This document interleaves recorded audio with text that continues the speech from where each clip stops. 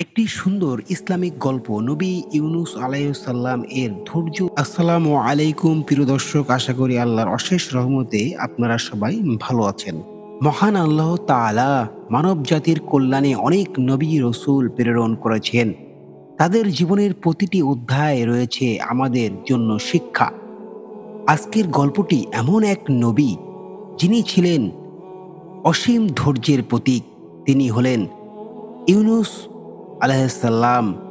তার জীবন থেকে আমরা শিখি তওবা, দোয়া ও আল্লাহর প্রতি পূর্ণ আস্থা রাখার গুরুত্ব। গল্পের শুরুতেই নবী ইউনুস আলাইহিস সালাম আল্লাহর একজন প্রেরিত দূত ছিলেন। তিনি ছিলেন নেওয়ার নামের এক অঞ্চলের জনগণের জন্য প্রেরিত।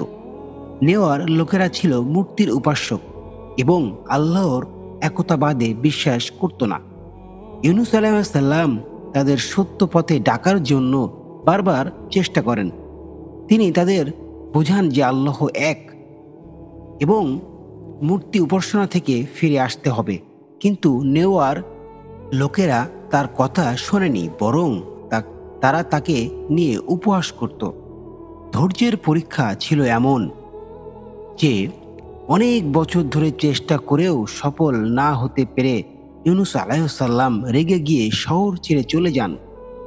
তিনি মনে করলেন তাদের শাস্তি শিগগিরই আসবে, কিন্তু তিনি তখনও বুঝতে পারেননি যে আল্লাহ তাকে আরও ধৈর্য ধরতে এবং কাজ চালিয়ে যেতে নির্দেশ দিয়েছেন।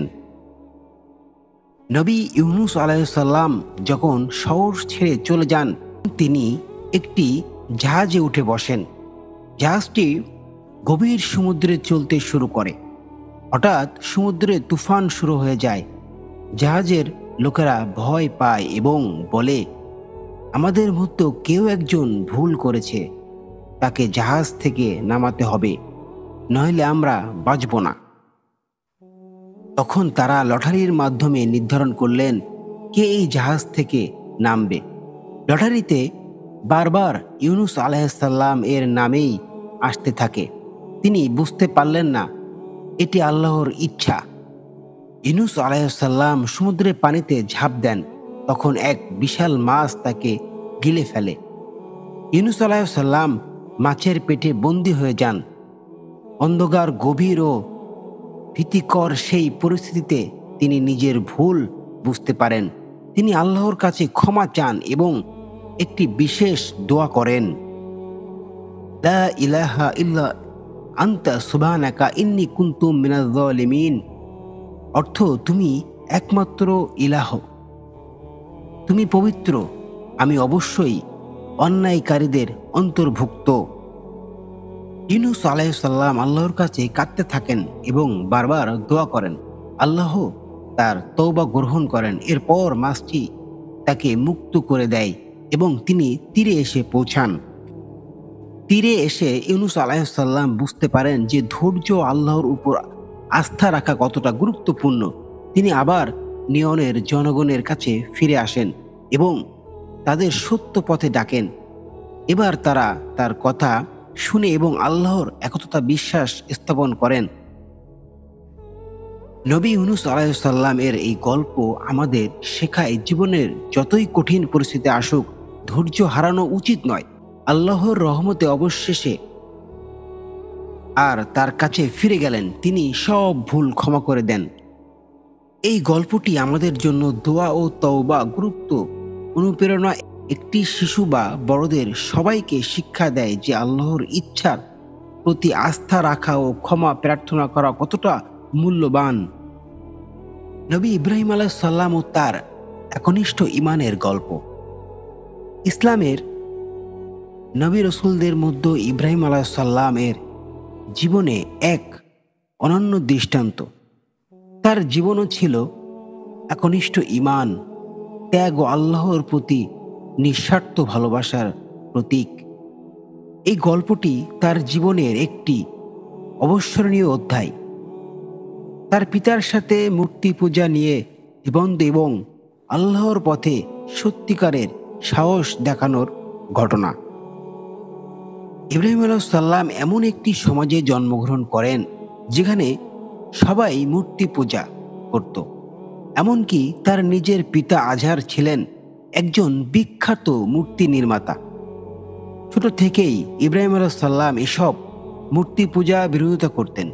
তিনি নিজেও প্রশ্ন করতেন, কিভাবে এই মূর্তিগুলা, যেগুলো নিজেরাও চলতে ফিরতে পারে না, তারা মানুষের উপাস্য হতে পারে কিভাবে? তার পিতা বিরক্ত হয়ে তাকে তিরস্কার করেন এবং মূর্তি পূজার পক্ষ নিয়ে কথা বলেন।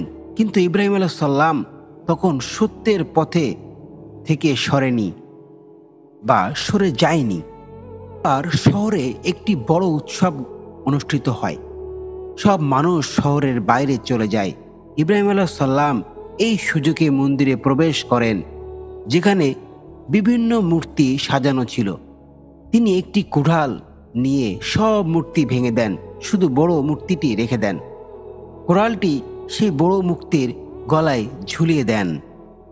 অতঃপর যখন লোকেরা ফিরে আসে, তারা মূর্তিগুলো ধ্বংস দেখে হতবাক হয়ে যায়।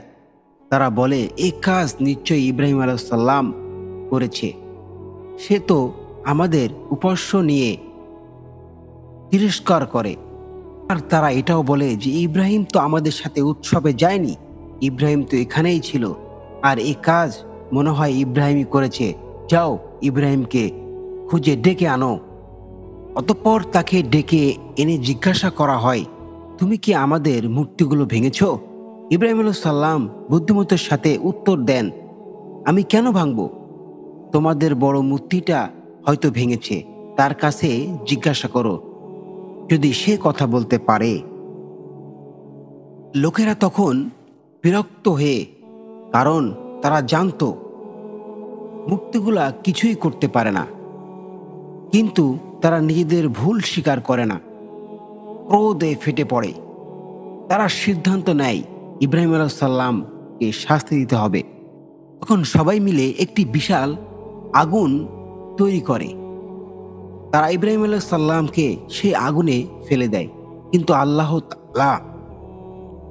আল্লাহ তাআলা তাকে রক্ষা করেন। আগুন আল্লাহর আদেশে ঠান্ডা হয়ে যায় এবং ইব্রাহিম আলাইহিস সালাম অক্ষত অবস্থায় বের হয়ে আসে। এই ঘটনায় লোকেরা হতবাক হয়ে যায়। তাদের অনেকেই বুঝতে পারে ইব্রাহিম আলাইহিস সালাম সত্যি কথা বলছেন, তবে অনেকেই জিদ ধরে সত্য মেনে নিতে পারেননি। ইব্রাহিম আলাইহিস সালাম আমাদেরকে দেখিয়েছেন সত্যের পথ দৃঢ় থাকে এবং আল্লাহর প্রতি পূর্ণ আস্থা রাখা কতটা গুরুত্বপূর্ণ। মূর্তি পূজার বিরুদ্ধে তার লড়াই শুরু শারীরিক নয়, বরং এটি ছিল জ্ঞান এবং যুক্তির লড়াই। তিনি আমাদের শেখান, আল্লাহর উপর নির্ভর করলে কোনো কিছুই আমাদের ক্ষতি করতে পারে না। এই গল্পটি আমাদের মনে করিয়ে দেয়, জীবনের প্রতিটি ক্ষেত্রে আমাদের আল্লাহর উপর ভরসা রাখতে হবে। তিনি আমাদের জন্য যা নির্ধারণ করেন সেটাই সঠিক। ইব্রাহিম আলাইহিস সালাম এর জীবনে থেকে শিক্ষা নিয়ে আমরা নিজেদের ঈমান শক্তিশালী করতে পারি এবং যে কোনো পরীক্ষায় ধৈর্যশীল থাকতে শিখি। প্রিয় দর্শক, আশা করি আপনারা এই গল্পটি মনোযোগ সহকারে শুনেছেন। যদি আমাদের এই চ্যানেলটা আপনাদেরকে এই ইসলামিক গল্পটা যদি ভালো লেগে থাকে, অবশ্যই আমাদের এই গল্পটি শেয়ার করে দিন। আর আমাদের এই চ্যানেলে যদি নতুন হয়ে থাকেন, অবশ্যই আমাদের এই চ্যানেলটি সাবস্ক্রাইব করবেন। সবাই ভালো থাকবেন, সুস্থ থাকবেন। আসসালামু আলাইকুম।